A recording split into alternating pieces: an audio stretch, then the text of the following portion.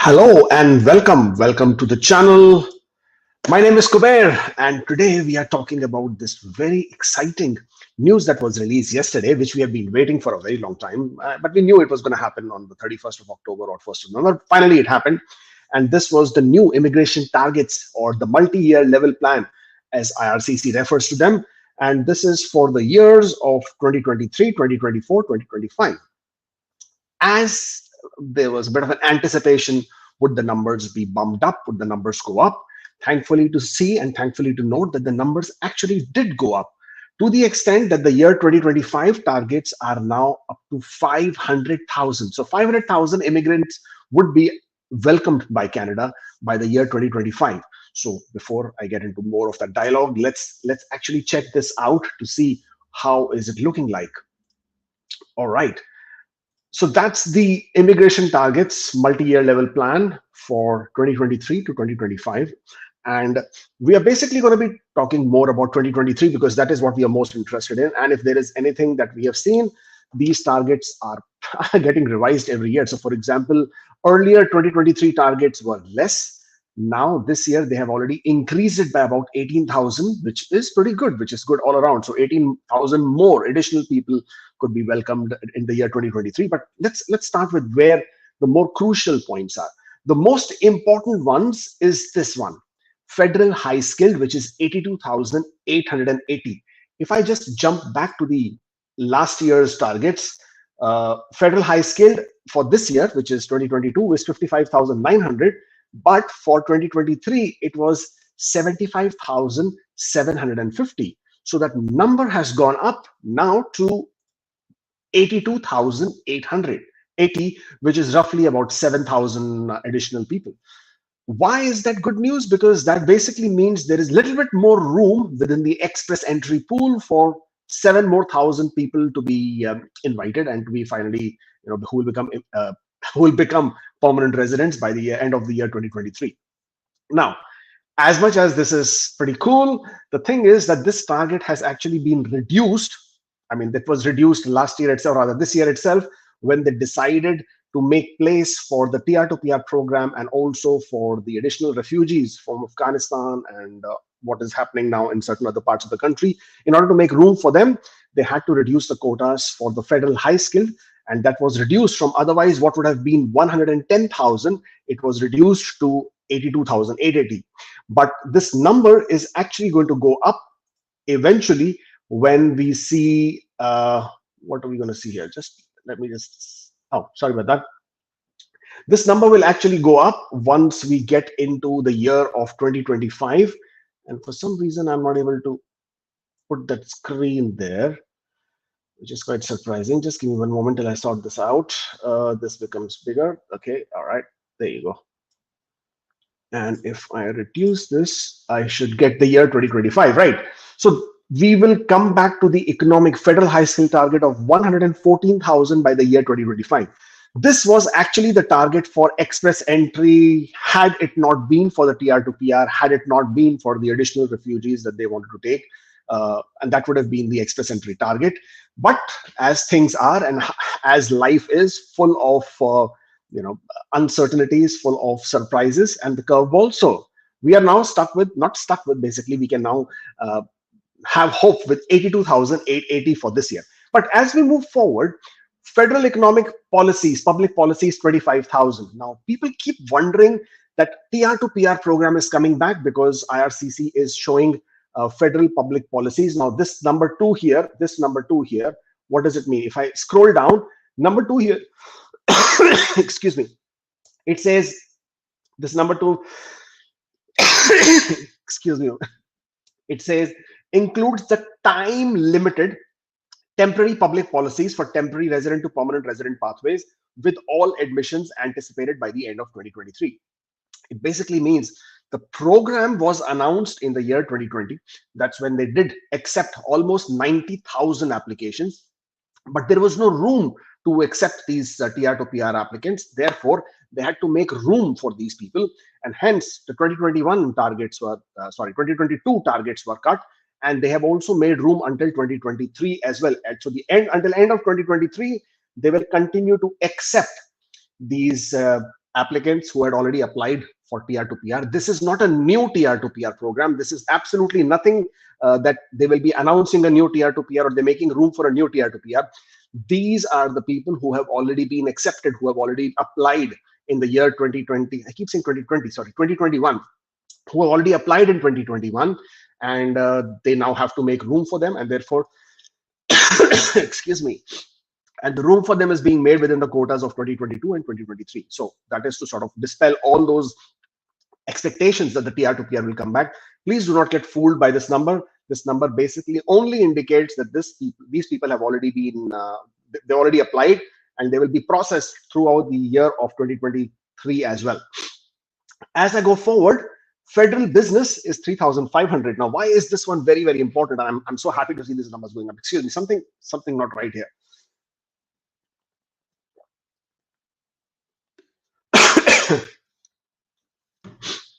Right. So the federal business has gone up to 3,500. And why this is so important, and I'll show this to you. This is the last year's 2022 to 2024 immigration levels plan. Here, the federal business was only 1,000. Only 1,000. Now, this 1,000 basically includes people who are startup visa applications and people who apply under the self-employed category. Self-employed categories are people who basically have experience as self-employed, but they're under certain occupations. They have achieved certain levels of athletic achievements or within the field of cultural activities, and these people are the ones who can apply under the self-employed. There are specific knock codes, especially starting with the number 5, and those people would be eligible. But earlier it was only 1,000 people. Now that number has gone up to beautifully 3,500, making enough room for a lot of people, and also for a lot of startup visa applications which have been stuck in the backlog because there was no quota. This 3,500 is a great news for them, because it gives them that much more room to get cleared faster. Economic pilot caregiver programs, economic pilots and caregivers, excuse me, that's at 8,500. Surprisingly, this number has gone down. In the year 2022, this was at 10,250. It was supposed to be 11,250 for 2023, but it has been reduced to 8,500. So that number has gone down by almost 3,000. Not sure why that happened, but it seems like IRCC has something other plans for this category of people. Atlantic Immigration Program, on the other hand, has basically gone up from 6,500 to now 8,500. So that quota has gone up, which is again good news. I'm a bit surprised with why the economic pilots have gone down, because this is something which is supposed to be what they're really boosting. Another good news for everybody who is looking to apply for permanent residence is that the provincial nominee program quotas have gone up to 105,500, and I'll explain to you why that is important. In the year 2022, that number was at 83,500, only 83,500. It was supposed to be 86,000 for 2023 as per the old plan, but what they have done, from 86,000, they have bumped it up to 105,500. That is an increase of nearly 20,000.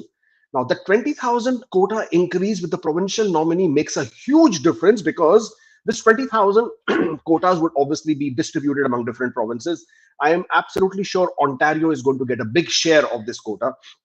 Similarly, Alberta, similarly, Manitoba, British Columbia, and of course the other provinces as well. It will probably be distributed proportionally, but I absolutely am sure Ontario, who has been absolutely vying to get double their quotas for the provincial nominee program, this number would basically mean that their numbers are going to get bumped up. At this point of time, they're at about 9,000. That the quota for PNPs for Ontario. With that 9,000, this number, I'm hoping that Ontario quota goes up to about 14 to 15,000, because that 14 to 15,000 for Ontario will make a huge difference, because all those people who are anxiously waiting for the human capital priority stream, your tech draws, your general priority occupations draws, that number, that big jump in number, can also impact those draws, and therefore you could see those numbers hopefully coming a bit down, giving an opportunity to some people who might otherwise not have an opportunity there. So this basically is the highlight as far as I'm concerned. Provincial nominee program quotas going up by 20,000.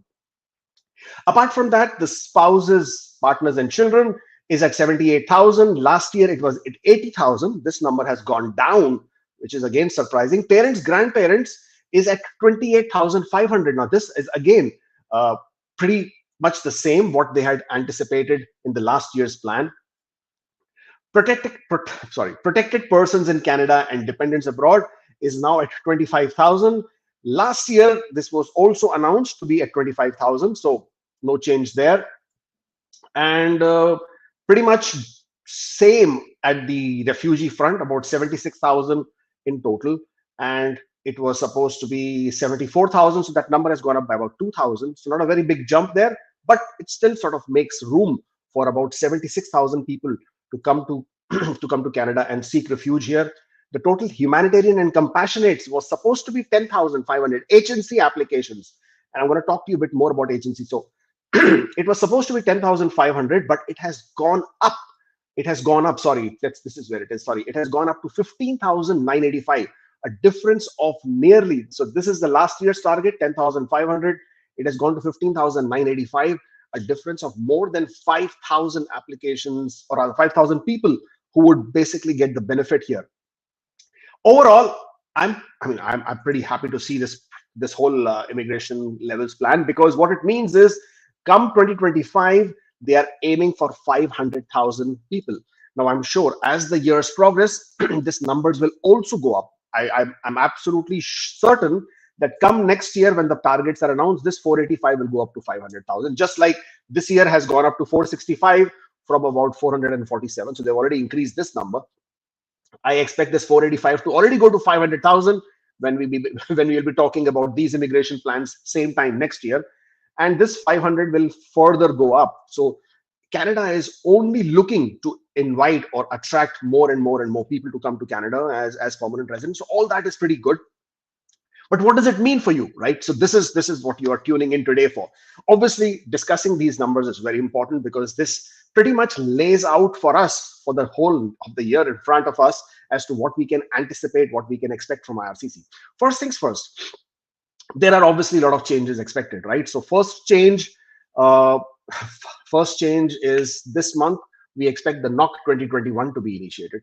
Once that is implemented, well, then that will be the first change. That does not directly make any difference on the express entry scores as we are going. So a lot of people are confused. They're thinking NOC 2021 will impact the scores. The scores will go up, scores will come down, something of that sort. NOC 2021 is not going to make any difference on the scores. How it will make a difference, or how it will impact, is if there is a pause in the draws. Now, that is the biggest scare at this point of time I have, because that's my opinion. And I expect that there would be a pause in the draws, because IRCC has to allow for people to make that change. So that will impact, but by itself, the change to the tier system is not going to impact any scores. However, next year also, we are expecting post-spring. Spring is 20th of March. So anytime after that, because when IRCC gives you these figures and these numbers in season, end of autumn, during the autumn, by the spring, by the summer, end of summer, then they're leaving themselves a lot of room to play around with the dates, to play around with the period of time. Spring would basically be the month of March and April, probably go into even May for that matter. So they can, at any point of time after that, implement the Bill C-19. Once Bill C-19 comes into play, then the category-based draws will happen.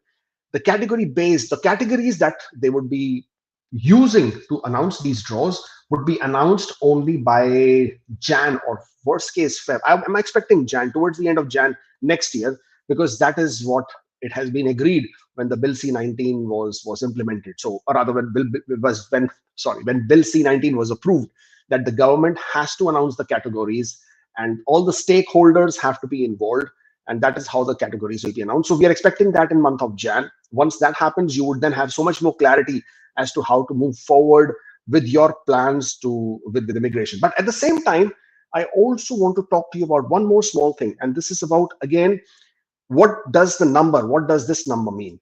this number of 465,000 versus 82,000.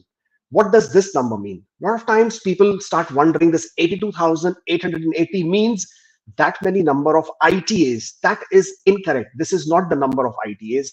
82,880 basically means these are the number of people who would be part of the quota, part of the targets for people who are coming to Canada. But again, as you can see, this number is not fixed.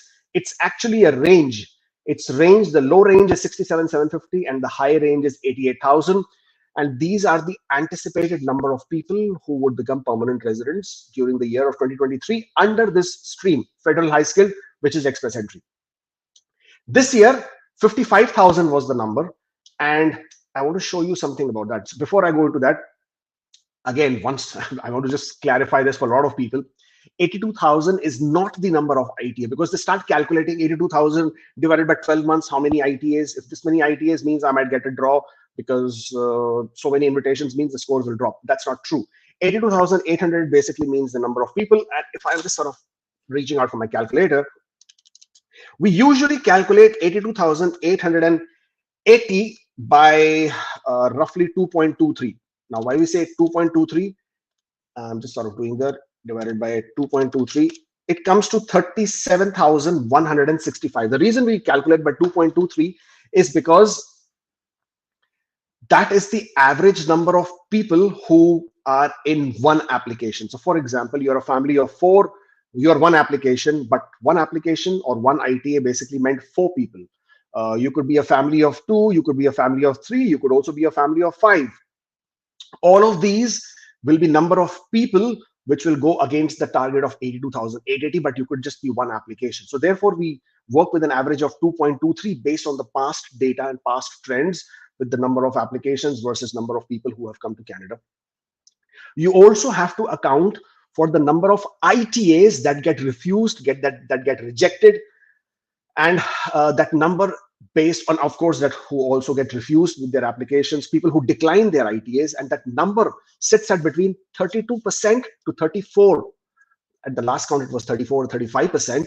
But this is again based on the information which is again available on IRCC website on the open data. So 32 to 34% people either get their ITA, they decline their ITAs, or the ITAs get rejected at the R10 stage, or their applications get refused. So this total number with this 32% of number of ITAs, when you add to this 37,169, but this is what you get after dividing 82,880 by 2.23, you get a roughly 50,000 figure. That is approximately what you will come to, give or take, of course. So 50,000 ITAs will have to be issued by IRCC to get a target of 82,880 people. And that is how they will go about it. If they have to issue 50,000 ITAs, then you can calculate how many during the whole month. Now, also keep in mind, the people who are receiving their ITAs this from the last few months, ever since they started on the 6th of July, all these are contributing to the landing or this quota for the year 2023. Why? Because 2022 targets have already been achieved. And how they have been achieved, and let me share that with you. I have it here.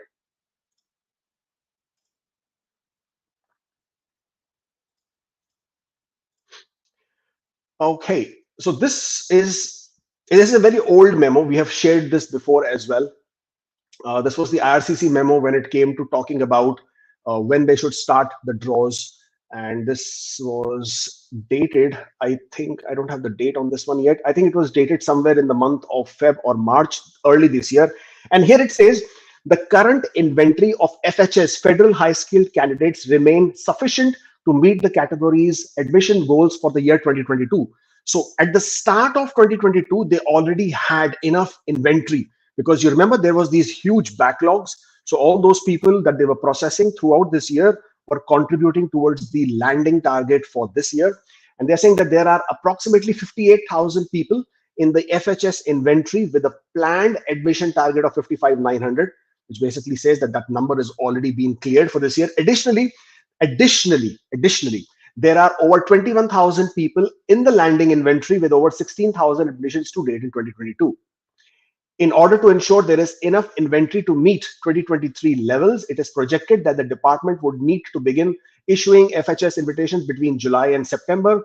the recommended option is to pause the invitations until June 2030. So this, as I said, this is an old memo, but what I was trying to explain to you here is the fact that this portion here, sorry about that. So yeah, this portion over here, that they already had the inventory, they already had the number of people to meet this year's target. Not only that, they had extra, they had additional numbers of approximately 20,000 there as well, and that is what would also add up towards the next year's levels. So they would continue with the draws this year, which is all contributing to the next year's target. Plus, they will also continue with the draws next year, early next year, which is also anticipated to basically contribute to the targets for next year. And at some point of time, they have to balance that out. And therefore, there is a fixed number of quota that they have for this number of invitations they're issuing. Mind you, for this year, for the year of 2022, they have already issued roughly 30, was it 40,000, 37,000, between 37, I forgot the number, 37 to 40,000 invitations already have been issued, of which roughly 26,000 were issued after the 6th of July.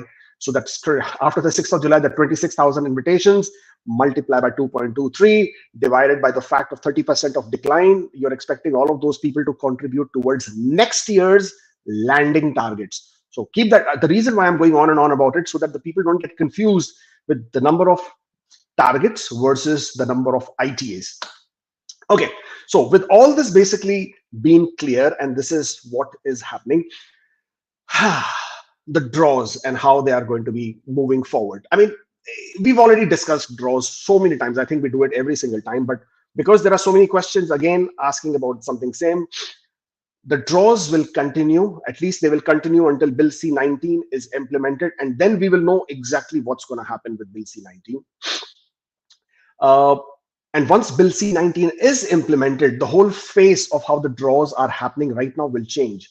You will have, in my opinion, again, this is not being published, but in my opinion, you will see a split draw, a draw which basically concentrates on the federal high skill, which is the generic draw, and they can always issue X number of invitations to the high scoring people in the express entry profile with pool, plus specific number of invitations to specific categories, which would be based on their language, work experience, education, and definitely their knock codes. And that is how I anticipate the draws are going to happen. They could have, say, for example, let's say they're saying that this draw is for 3,000 people or 3,000 profiles or 3,000 candidates. Of this 3,000 candidates, 1,000 goes to FHS, Federal High Skilled, top ranking profiles in the express entry pool.